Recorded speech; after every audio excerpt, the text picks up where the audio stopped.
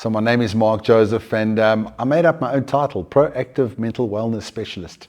And that's pretty much my livelihood. And if you asked me 10 years ago, would I be doing this work? And you said I could make a full-time living out of it, I would have said, what are you smoking? And I have. So I'm living the dream. I'm living the dream. Thank you so much. Yeah, it's such an important question, and it's a question that I get all the time. Why would you sit and do nothing? And how is that going to feed into my success and my productivity? Surely I've got to be doing more, right? But in the mindfulness circles, we always say less is more, right? Like a little minimalistic approach, very Zen thinking. And if you think about Zen cultures, they're very smart cultures. They're very organized cultures, right? Busy, busy, busy does not necessarily mean tidy and beautiful and productive and aesthetically pleasing, okay? So when you take a step back and you create mindful moments throughout your day, your thinking becomes clearer. Yeah, so I lived in a temple for 3 years, believe it or not, and I never became a monk, but I was kind of contemplating it. And I had a meditation master, a monk, and he said to me, Mark, your mind is like an ocean during the storm. Your thoughts and emotions are like big waves, and these waves are being created by winds and winds of agitation.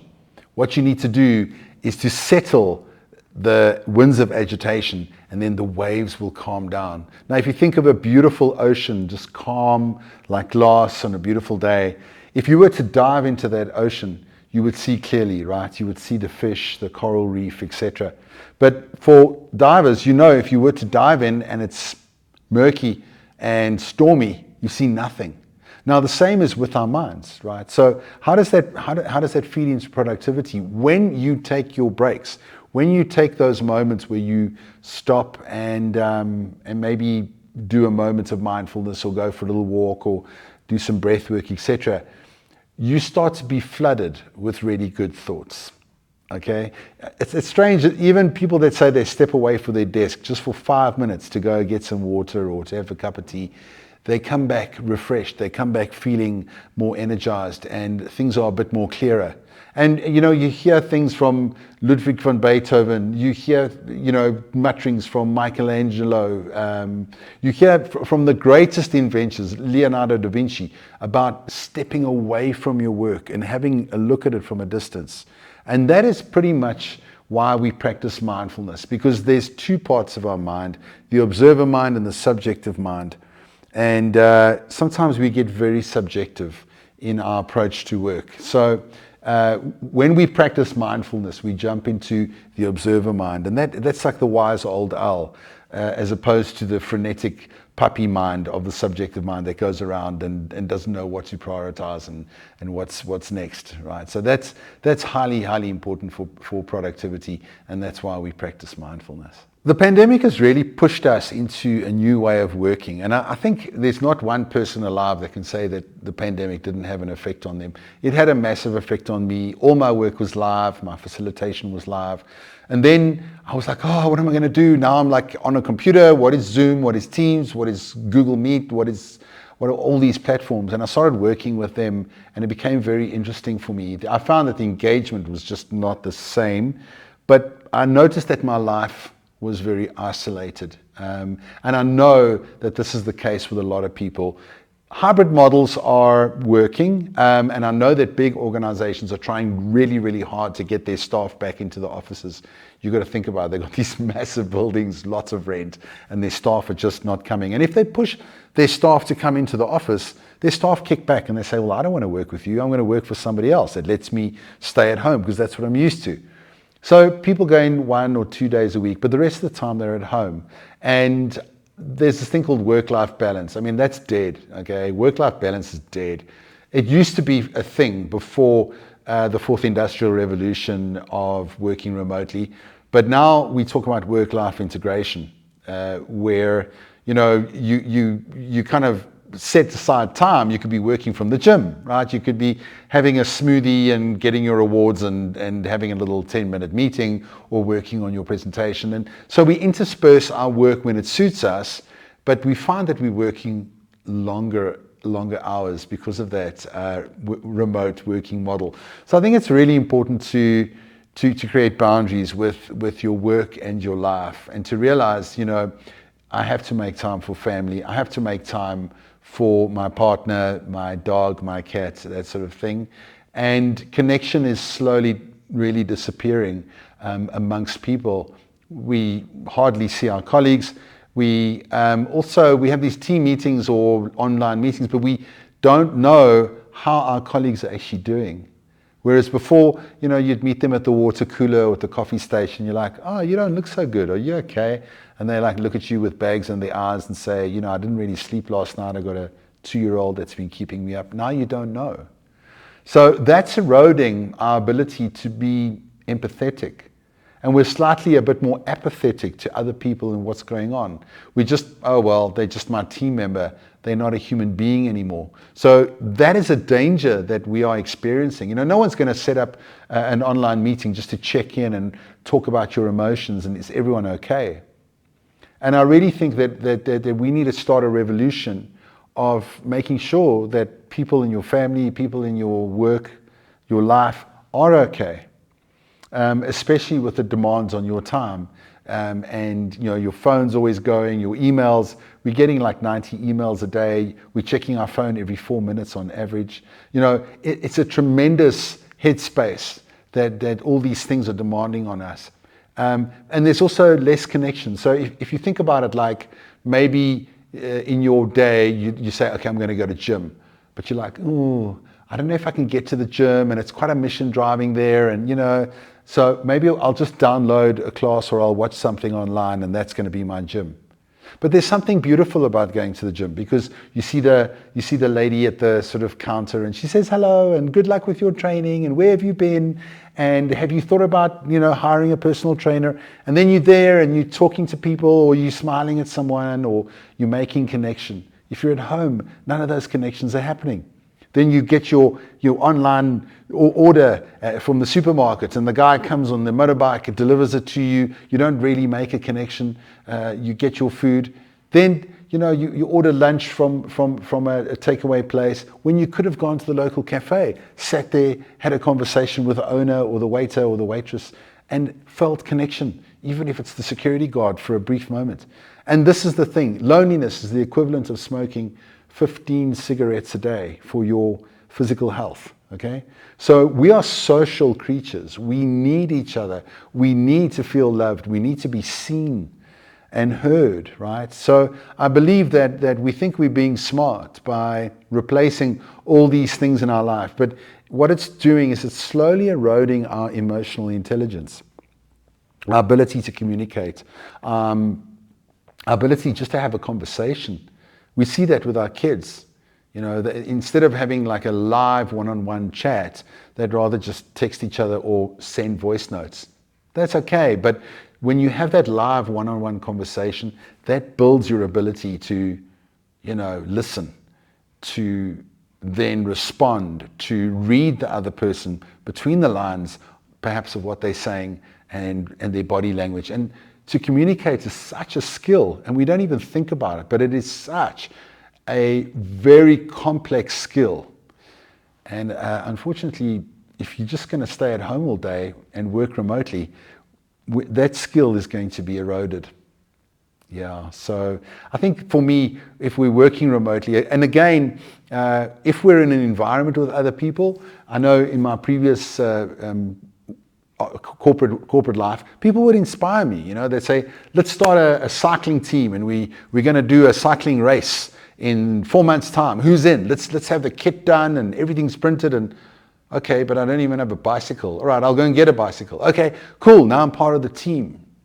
So people inspire you. People push you. People make you feel uncomfortable. People, maybe they different cultures to you and they have different ideas to you. And you're sitting in a brainstorming session with others, and those where some of the best ideas come from is that they're pushing you, they're opening your mind, they're expanding your little world of your conditioning and your culture to understand where they're coming from.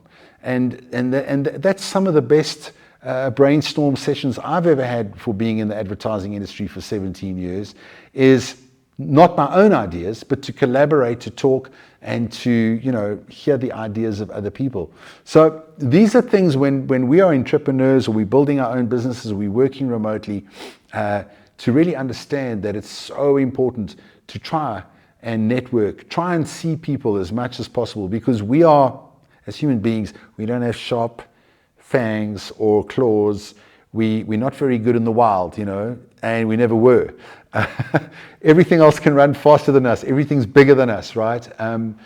But we were smart, and we always grouped together, and community was always our strength, you know. And I think that's why when a relationship ends and you feel that pain of a broken heart, it's a real physical pain, and that pain's basically telling you, get back into the tribe. You know, don't get kicked out, because if you're on your own and you're out there in the wilderness, you're gonna die, right? Stay in the tribe, stay in the tribe. And it's hardwired into our bodies and into our minds, right? This connection with other people. So don't give up on connection. Just, you know, we're getting really smart, but don't give up on being connected with other people. And it really feeds our mental health in a big way. It's probably one of the biggest parameters of mental health, is that feeling of being connected, and then the feeling of authenticity, and to be vulnerable with someone. So it's not just like, hey, yeah, how you doing? I'm fine. It's like, are you really fine? Tell me more. Helping people to express their emotions, and you know, no AI is really going to do that well, and no, you know, online channel's going to do that well. You've got to literally find your buddy, you know, your friend, and have that conversation with him. It's going to save you a lot of money on therapy because a friend can do that for you. I'm not knocking therapy. I think therapy is great. So if you're going to be working from home, maybe consider going for therapy.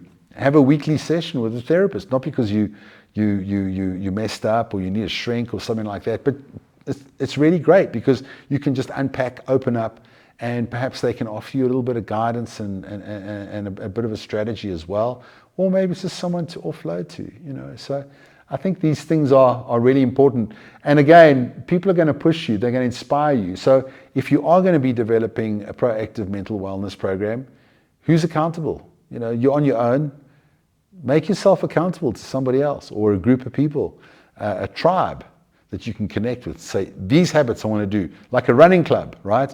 You can either go running on your own, or you can join a club. Club is so much more powerful because everyone's going to say, you know, where's Mark? He didn't show up yesterday. Let's send him a message. Hey, don't be lazy. Come on, you know, we'll see you tomorrow on the road. And you're like, oh, okay, I'll be there. You know, so it's those kind of things that are really important. I think for me as a message for remote workers and especially entrepreneurs, etc.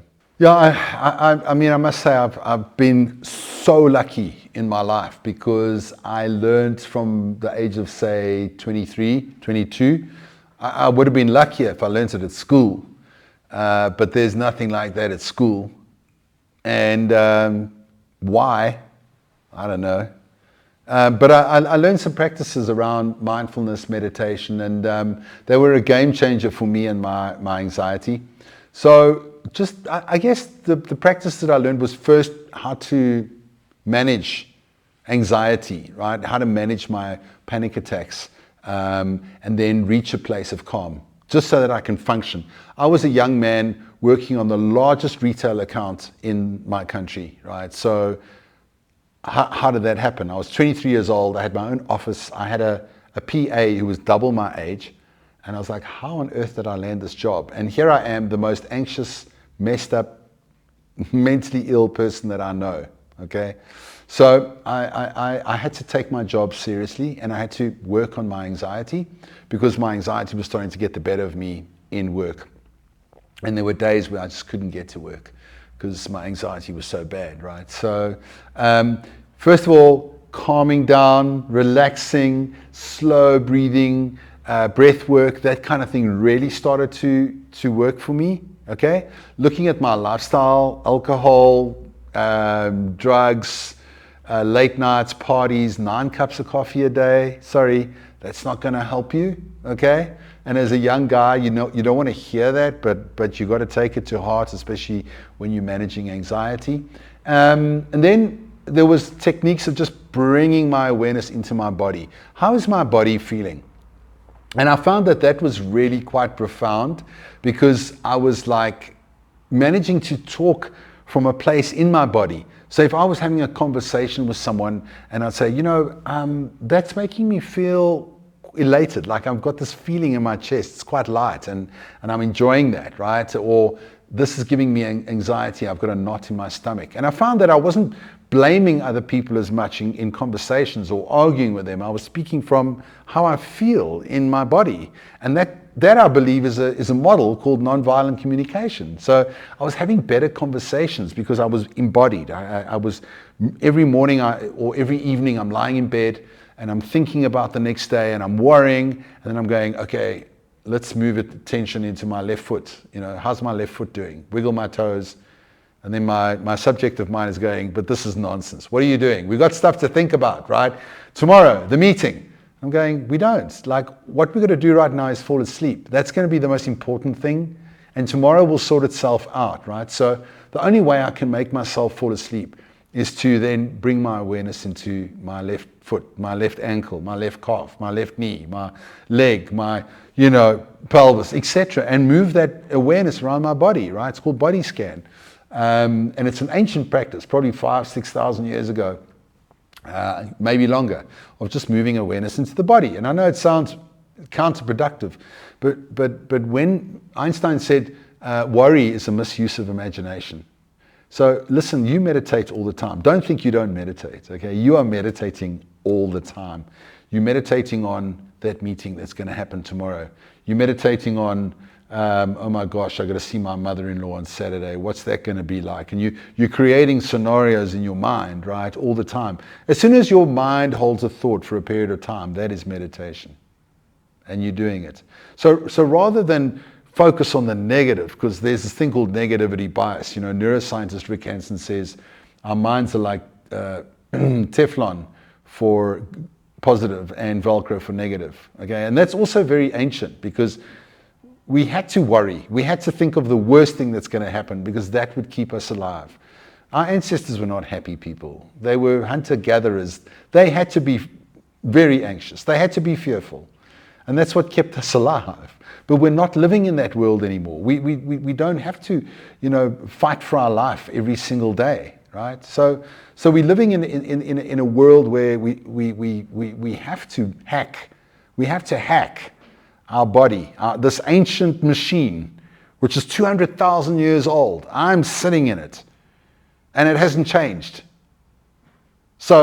But the world has changed. I've got my laptop, I've got cappuccino, I've got this chair that I'm sitting on. How long have chairs been around? How long have toilets been around, right? Think about it. In the scope of humanity, not very long. But our bodies are very adapt to the savannah or the jungle or more environments like that, not so much in the environments that we're with. So when we experience stress, we get cortisol, adrenaline build up in our body, and that wreaks havoc with our health, okay? So body scan, bringing awareness into the body, then reduces that cortisol, reduces that adrenaline, and brings me back to homeostasis, which is the parasympathetic nervous system, the rest, digest, and thrive. After body awareness, I started to explore mindfulness practices of how do I boost my creativity, okay? Because that's my industry. So I'm managing director of an ad agency. I've got a team of creative directors. How do I make them smarter?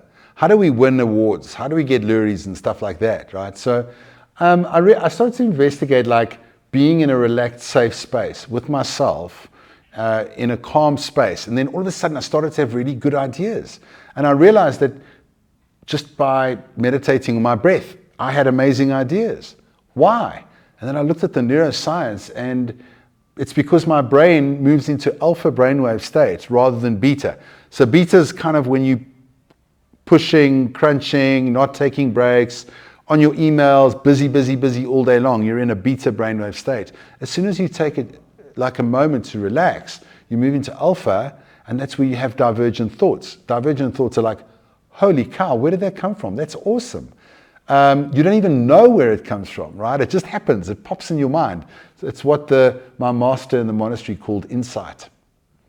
Whereas convergent thinking is where you meet with people, you talk, you share ideas, and you build something up from there. But divergent thinking is where the magic is. So what did I used to, from there, I used to start to take my staff away on weekends to a game lodge, and we'd be, hanging out by the pool wearing our sandals and like, guys, while we're chilling, we got to think of a campaign for this car brand that, we're doing a billboard. And everyone's like, yeah, cool. And those were the best times, the best creative ideas. But the worst creative ideas was when we were stuck in a boardroom and we were afraid and we had a boss that was just terrorizing us to think. Nothing happened.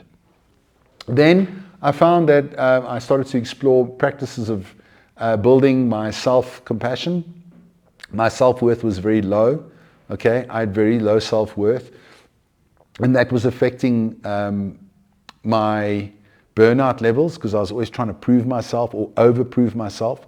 So I started to build my self-worth, speak my truth, be more authentic, right, through my mindfulness practices, and it involved a lot of affirmation and being kind to myself, and then compassion for others, right? To think, well, how can I send loving kindness into the world? Can I open my heart to a person I love, to someone I don't know, to my enemy?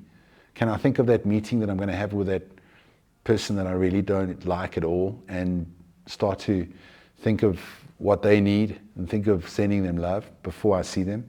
That was a game changer too. So I got my inspiration from a guy called Dr. John Kabat-Zinn. He's like the mindfulness rock star in the world, very famous. He started working with mindfulness in the 1980s at the University of Massachusetts. And then I kind of looked around, and my wife was a yoga teacher, and she was doing a yoga teacher training. And I thought, I'm running these workshops on mindfulness, but there's no mindfulness teacher training. Let's do that. Okay. So I did that, and it was cool. I was teaching all these yoga people, and they were really happy. And then someone said, can we take this into the corporate space? And I was like, I don't know. Okay, why not? Let's do it. And we did, and it was a big success. And it's a long story, but it took root in many, many large banking institutions in this country, and still is. Especially HR departments started to think, how do we get people to start looking after themselves? If we don't understand proactive mental wellness, we then move into a reactive space. Had a breakdown, depression, burnout, go to the doctor, get a prescription, chemicals, maybe I have to go see a therapist. That's it. That's the full scope of mental health. It's kind of for me a little bit crazy, because it's toothache, don't brush my teeth, go see a dentist. Dentist, I have to see a dentist once a month, because if I don't see the dentist, all my teeth will fall out. And I go to the dentist doesn't tell me to brush my teeth. Can you imagine a world like that? So we are moving into what we call a mindful revolution, where we're starting to realize that we can take charge of our own mental health. And that as you walk into a gym, that machine is for legs, that machine is for arms, that's going to train my chest, etc. Now, there are many, many different mental health practices, mindfulness practices, that work different parts of the brain. So when I put together my 8-week program, I had this intuitive process, and also living in a monastery for 3 years helped me to sort of package this ancient wisdom, and then coming out of the monastery going, wow, I wonder what neuroscience is saying about this. And then neuroscience confirming these ancient practices and how they work on different parts of the brain. So I'm like, yay, we can do those 3 practices for the prefrontal cortex and the anterior cingulate cortex. We can do a practice for that, and then we can build our empathy at the parietal region, the top of the brain, because it grows, right? Your brain literally grows when you do that. And then we're going to build the insulator temporal pole, which is on the side of the brain. And if a neuroscientist goes in your brain and they scan your brain in an MRI scanner, they can see if your brain is sexy or not, in the same way that your body is judged or evaluated as fit or not. So now we're in a world where neuroscientists can literally scan your brain and see if you have mental health by the shape of your brain. And I think that's a technology that's coming. I think when you go on a blind date, you're going to want to know what that person's brain looks like before you order that bottle of wine, right? So the 8-week program is designed to build your brain, like bodybuilding, but to build your brain in all the right places by using these techniques verified by neuroscience. And a lot of what I told you about my personal practices in the previous question is in the 8-week program. Then what I do is I upskill people. I say, well, how about another 6 weeks where you teach back to me and then you get a qualification to become a facilitator or a teacher. And then you can incorporate that into your therapy. Because can you imagine going to the dentist, they don't tell you to brush your teeth. Every dentist is going to tell you to brush your teeth. Every therapist should be telling you, here's your proactive mental wellness homework. Here's your mindfulness homework until next week. Do they? If they don't, we've got a serious problem, guys. So yeah, that's pretty much the crux of my 8-week training. It's daily practices. It's having mindful moments like having a nice coffee, having a meal mindfully, washing your hands mindfully. There are journaling, like journaling's a big thing. Pulling out that journal, writing down things, tracking your conduct, tracking your reactivity, your open-heartedness. And there's a definition that I'd like to give you by John Kabat-Zinn, which is the foundation of the whole program. Mindfulness can be cultivated by paying attention in a particular way, on purpose, in the present moment, and then 3 attitudes of non-judgment, open-heartedness, and non-reactivity. And that's it. The entire program revolves around that. Yeah, and it's a game changer. The silent pandemic that I'm seeing, okay, and I know I might be sounding dramatic, but I'm really, I'm serious about this, guys. The silent pandemic is the eroding of our attention span, of our ability to stay present, our ability to stay focused.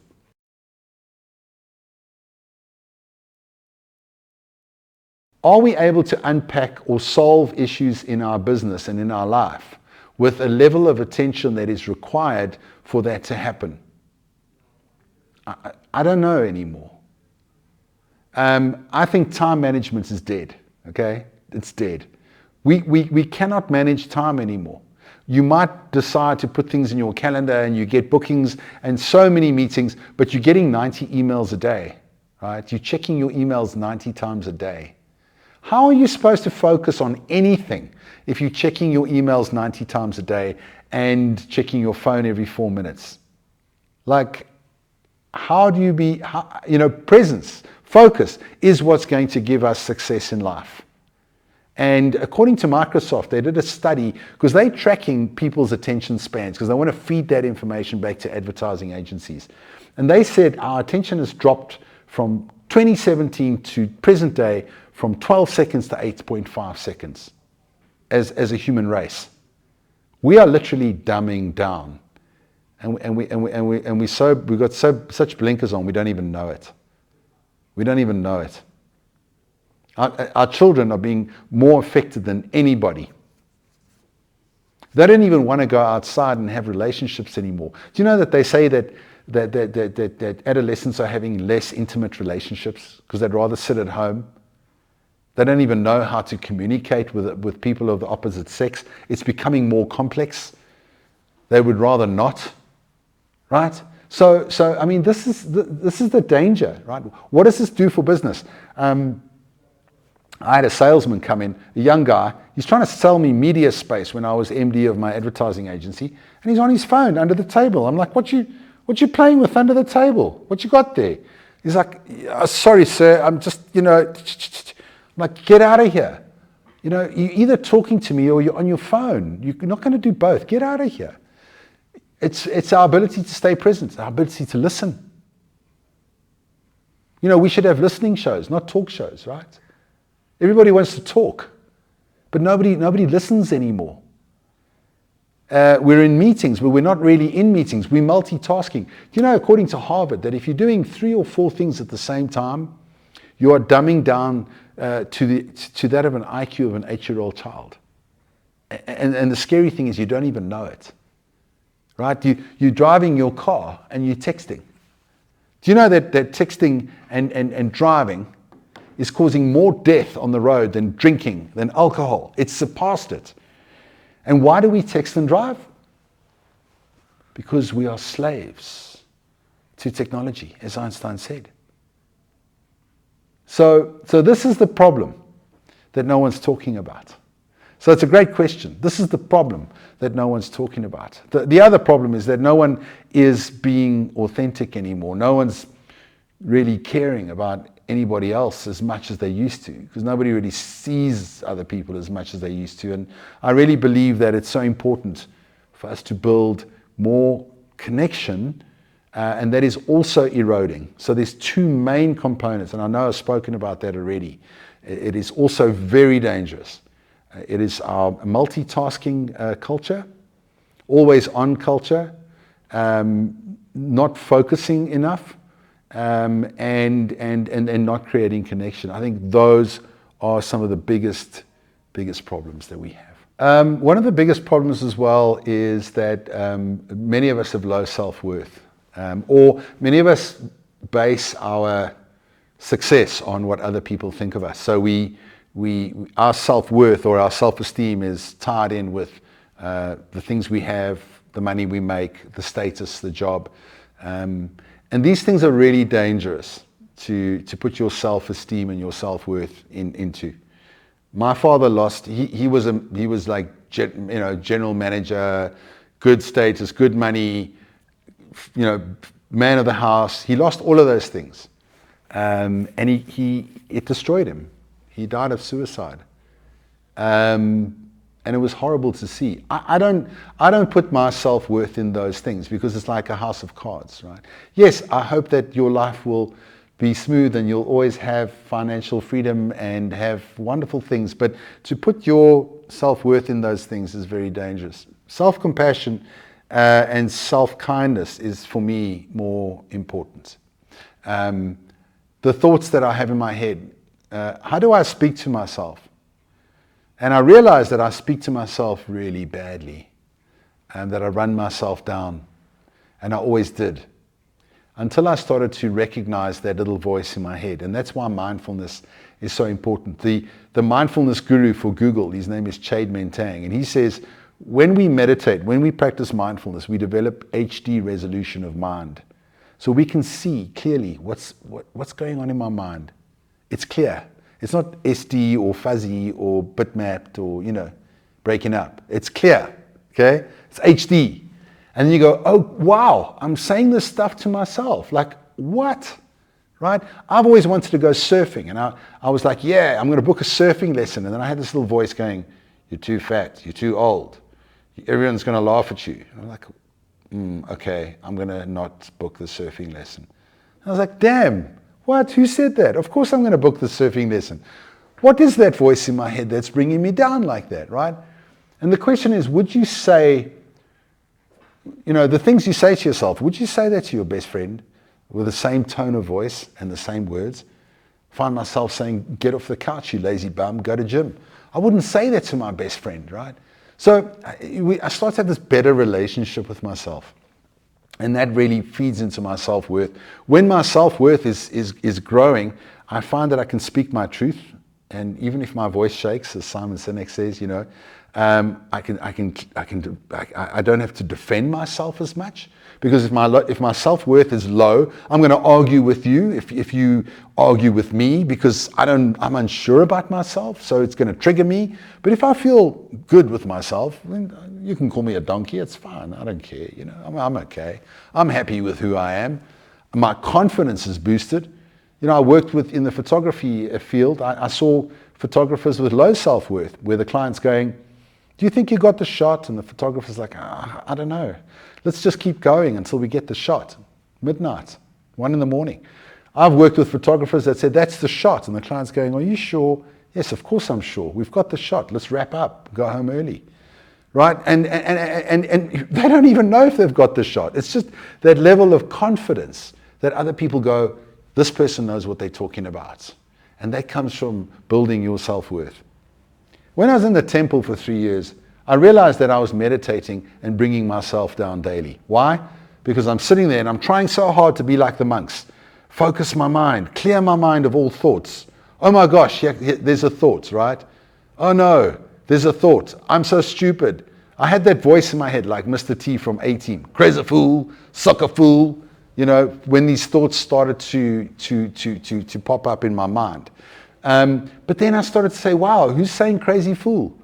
And as my mind would wander, and our minds do wander. I mean, forget this idea of clearing your mind. Okay, it's impossible unless you're living in the Himalayas. I would say to myself, hang on, I'm bringing my attention back. And that's wonderful. That's great. Congrats, Mark. You're doing it. Your mind wanders, and then you bring it back. And then I started to change the narrative instead of calling myself a crazy idiot. And that's where my self-worth, my self-confidence started to improve. And then amazing things start happening from there because you start to focus on your wins rather than your mistakes. Because you start giving yourself a break. Because we come home and we always focus on the thing that went wrong in your day. And you said you had a bad day. But 20 things went right that you don't even think about. Remember, it's that negativity bias again and again. That's how we rewire the brain using our mental health mindfulness techniques. So yeah, self-worth is also very imperative in becoming successful in work and life, and then building that confidence that we so need. So yeah, this addiction to stress, right? It's in our language. When I meet you and say, hi, how are you? You go, I'm fine, how are you? I'm good, I'm busy, I'm really busy. And then the other person says, yeah, I'm also really busy. So we glorify being busy, right? Like we wear it like a little badge of honor, I'm busy. And we walk around being busy. That's the funny thing, right? I'm trying to be unbusy. I'm trying not to be so busy because if I'm less busy, I'm going to have more clarity. I'm going to be able to see things objectively and do things properly. Okay, that's how I feel. And if I fill my day with too much stuff, it doesn't mean that I'm working harder, or it doesn't mean I'm working smarter. Sorry, I'm not. Okay, so I want to work smarter. I want to be productive. I don't want to be busy because busy means nothing. Okay. The monks in the monastery used to tell me, oh, Eastern laziness, sit around all day drinking chai tea. Western laziness, busy, busy, busy, not thinking of the important thing, right? And that's the belief of laziness, is being busy. So and that's deeply ingrained in me. So we have this thing, and I think it comes from childhood, where your parents said, don't just sit there, do something. In the world of mindfulness, we say, don't just do something, sit there. Because we understand how important good mental health is to a successful life and a successful career. And I deal all day long with people and their mental illness. And then I always find out that these are the ones that are burnt out. These are the ones that are sitting in bed with their laptops. These are the ones that have no life, that they've given up their weekends for their jobs. These are the ones with low self-worth, all these things that feeding. And the thing with mindfulness is that, when we get into busyness, we never have time to work on ourselves. Your mind goes, sometimes there's a crisis that happens in your life, you fall into a hole, and because we've never practiced calming techniques or resilience techniques, like as we practice mindfulness, we are building something in our brain called the anterior cingulate cortex. And that's a regulator, right? So that enables me, if I fall into a thought that I'm not comfortable with, that I can say, I don't want to think that. Let it go, and I just let it go, right? And I'm good at it. But to an untrained mind, you can't let it go. And it festers, and it simmers, and it stinks, and it turns into something ugly in your headspace, right? You're going to spend the rest of your life in your mind. Why not make it a beautiful place to be?